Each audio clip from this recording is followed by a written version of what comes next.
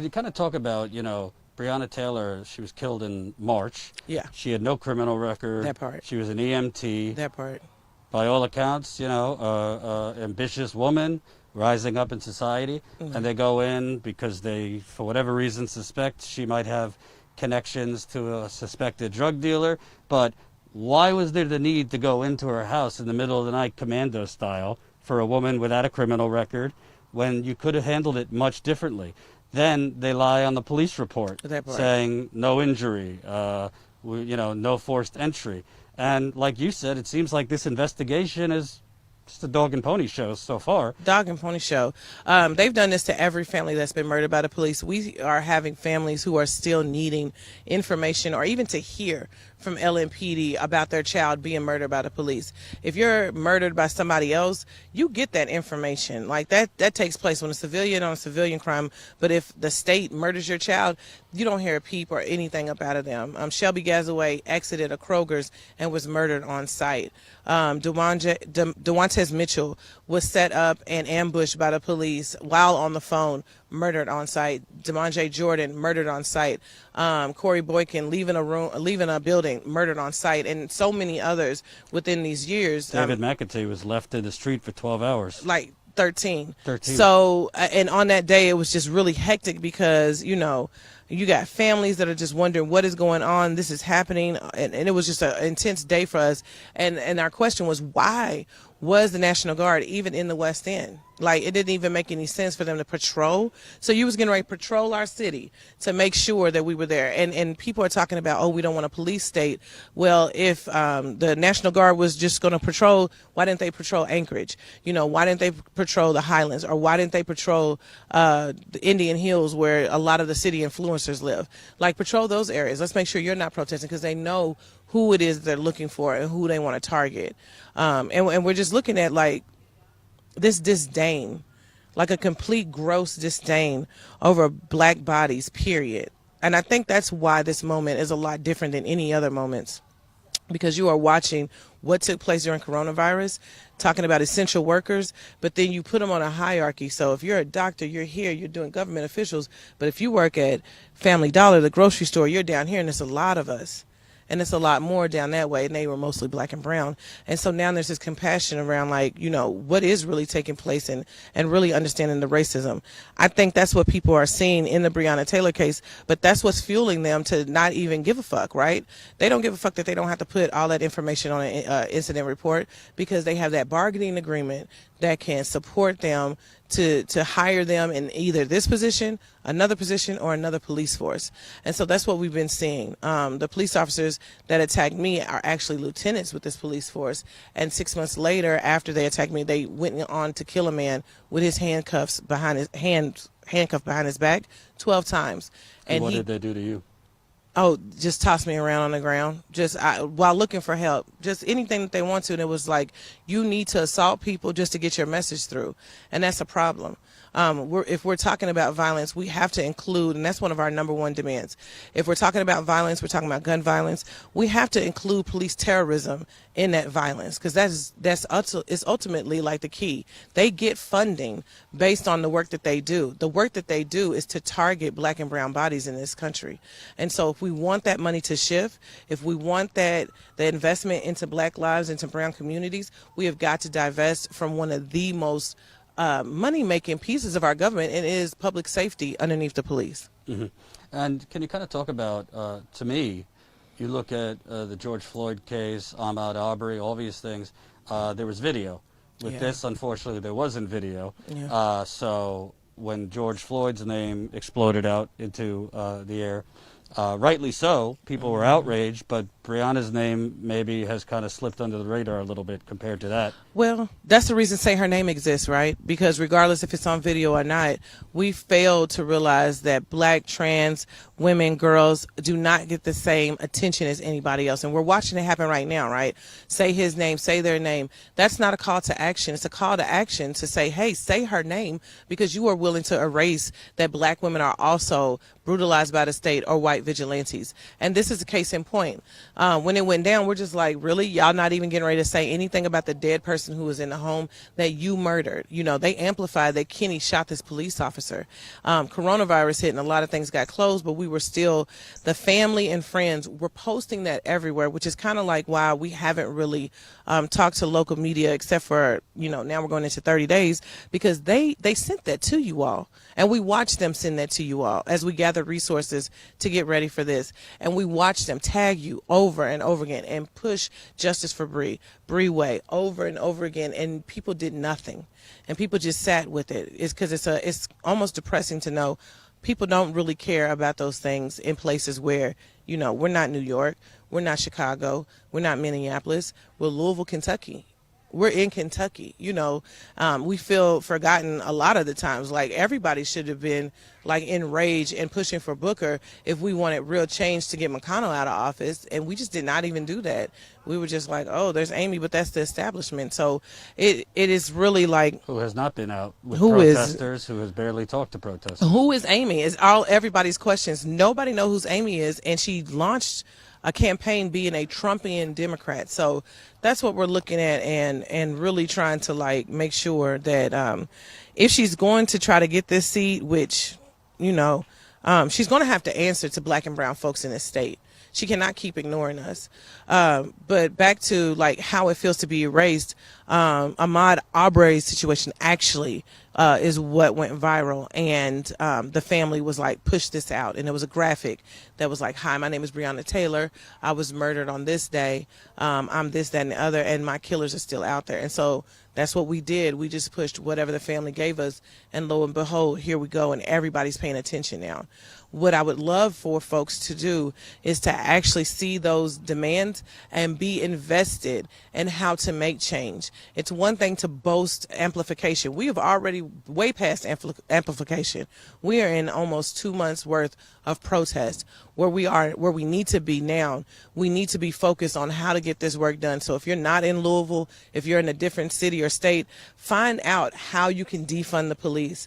If you are in Louisville, divest.org is a graphic as well as other work and how to get attention to those folks who are controlling those monies and where those monies go. We also have activities for not only just West Louisville, but all of Black Louisville, for where that money can go. That's just in a sense reparations for the most part. If we're targeted, then we deserve those funds for our communities who have none, no entertainment, low school funding, etc. The other thing is open and transparent investigations. Check out if you can get information from your police force if they're being investigated, because most times they will not. And that's what we're looking at right now. They're just holding on to shit. They're holding on to all these different families' information that they need about their child, about their family member. And we just think that's completely gross. Mm-hmm. And, you know, it seems to me we got here a couple hours ago. No, we got here yesterday, but we were about to do an interview, and the police rolled up to take down that tent, and I could see some of the white officers kind of smirking and enjoying it.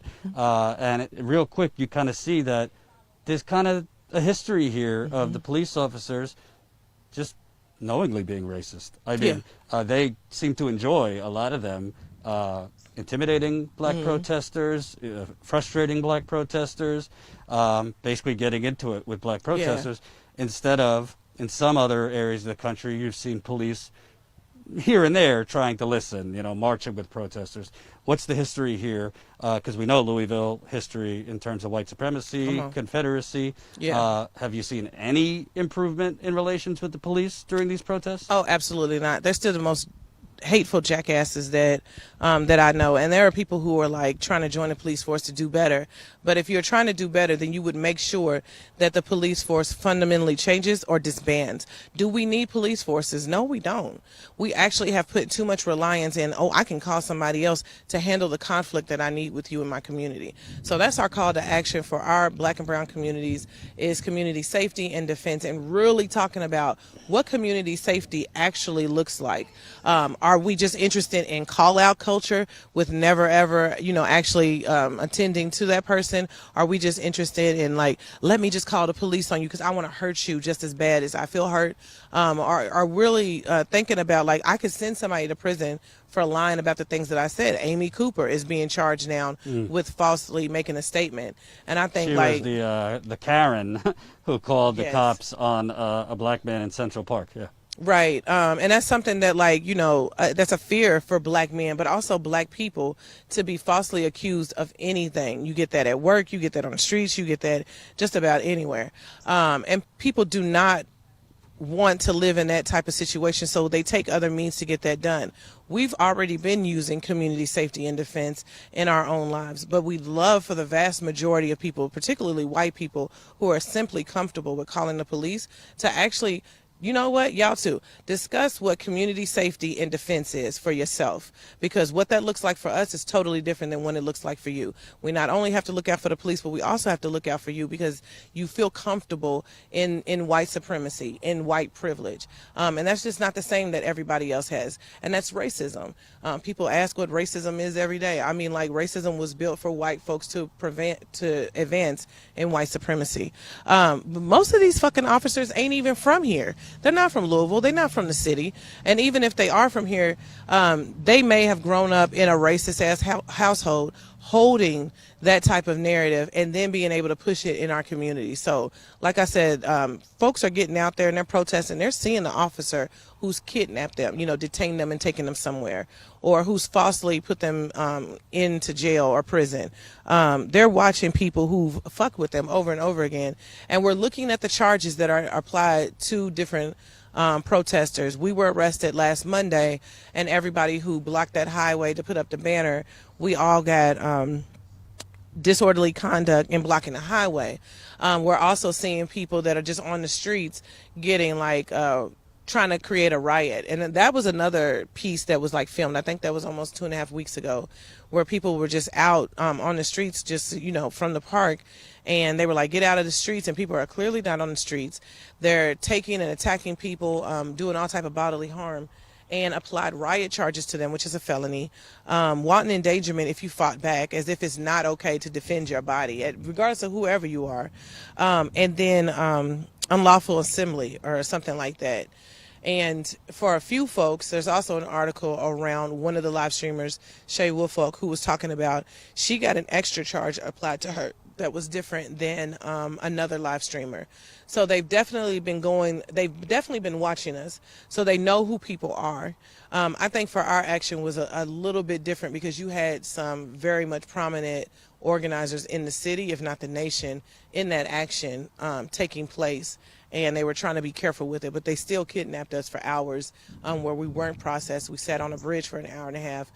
We sat in the cage for over an hour, and that's just where they lock people up in their garage, just changed to a cage. And then once we got inside, there was no reason to do all of that because they were processing us like 4 at a time. Got everybody processed by 6-something, but none of us were able to leave until like 2 o'clock in the morning because the community who has made up a lot of these protests came out for support to demand to get us out.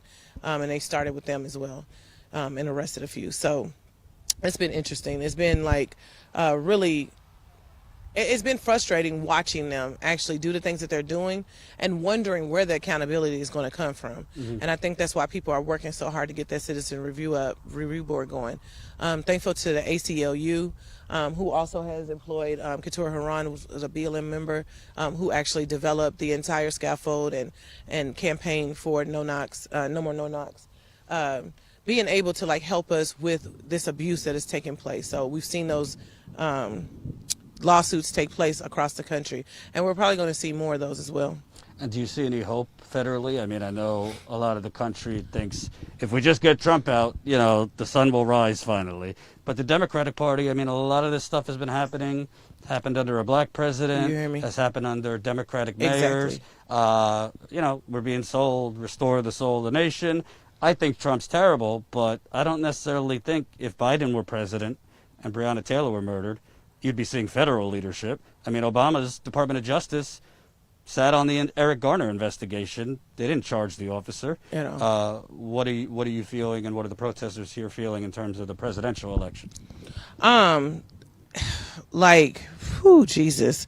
That's a hard one too, right? Like, so now we're grieving two processes where we could have been hopeful for some very progressive folks to happen. Louisville's not a progressive city. It's the most progressive city in Kentucky, but it's not a progressive city. It is ran by liberals, and those liberals are actually not very much in tune with the actual needs and desires of people who want to see that change. It's the same way for the nation, right? Like, most of these things on the Democrats that sit in Congress right now are just liberals.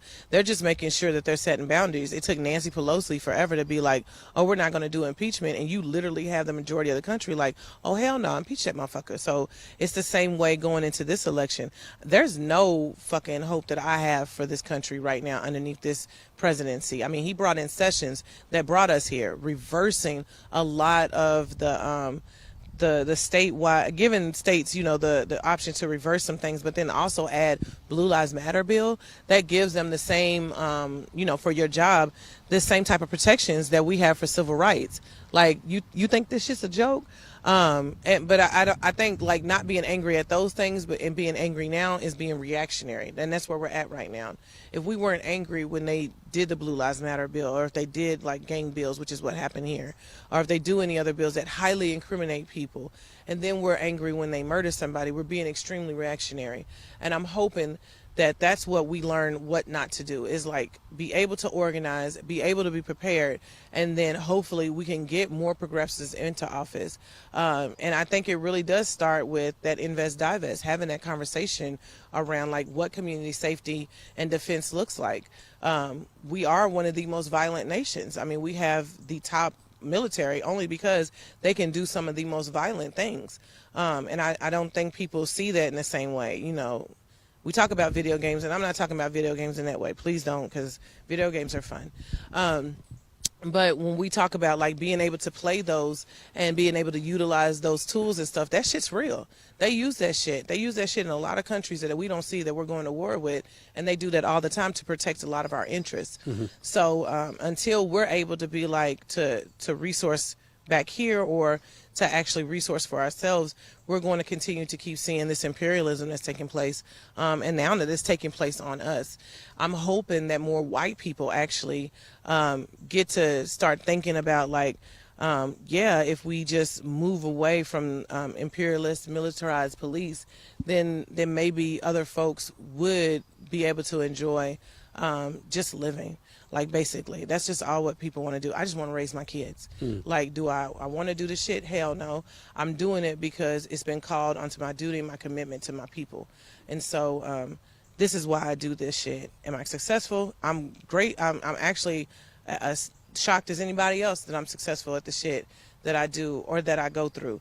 But I'm loving in this moment that there are young folks who are just being able to do the same thing and being able to build and being able to call this shit out. So I think that's what's more important about looking at November. Are we able to continue this all the way into November? Because we are no longer in the state that we were last year. Mm-hmm. We're no longer in the state that we were last November, and damn sure we weren't before March 13th. And I think these young people are going to carry us there. That's who's going to do it. Hope you enjoyed that last video. Hop on over to statuscoup.com where you can sign up for our email list and become a member for as low as $5 to $10 a month.